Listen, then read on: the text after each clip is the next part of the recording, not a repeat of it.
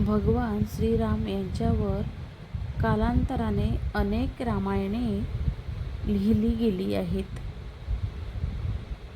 ज्यामध्ये वाल्मिकी रामायण,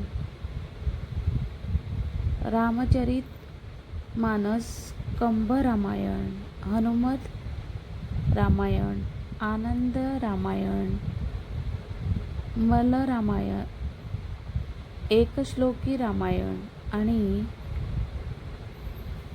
इतर अनेक रामायण लोकप्रिय आहेत. येथे भगवान श्रीरामाची संपूर्ण कथा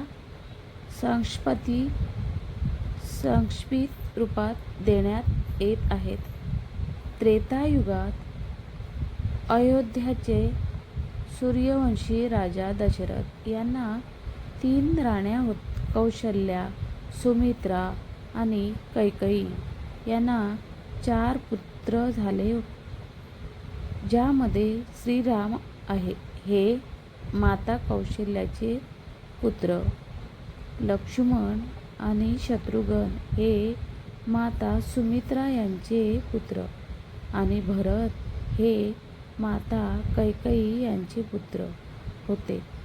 4ही पुत्रांचे शिक्षण पूर्ण झाल्यावर महर्षी विश्वामित्र राजा दशरथांच्या महालात येतात आणि राम आणि लक्ष्मण यांना राक्षसापासून त्यांच्या यज्ञाचे रक्षण करण्यासाठी वन आश्रमात घेऊन जातात.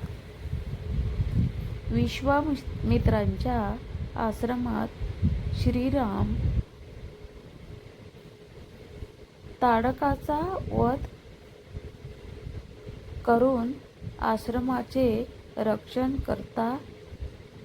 यानंतर विश्वामित्र श्रीराम आणि लक्ष्मण यांना जनकपूर येथील सीता स्वयंवरात घेऊन जातात. तेथे भगवान श्रीराम शिवजीचे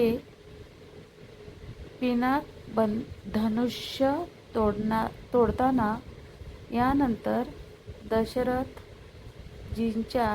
4 मुलांचा विवाह राजा जनक आणि त्यांचा धाकटा भाऊ कुशध्वज यांच्या मुलीशी होतो.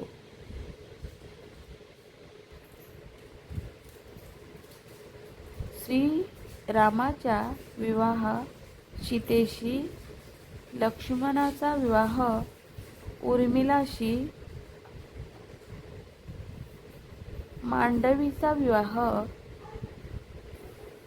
भरतशी आणि शत्रुघ्नचा विवाह श्रुतकीर्तीशी सोबत होतो.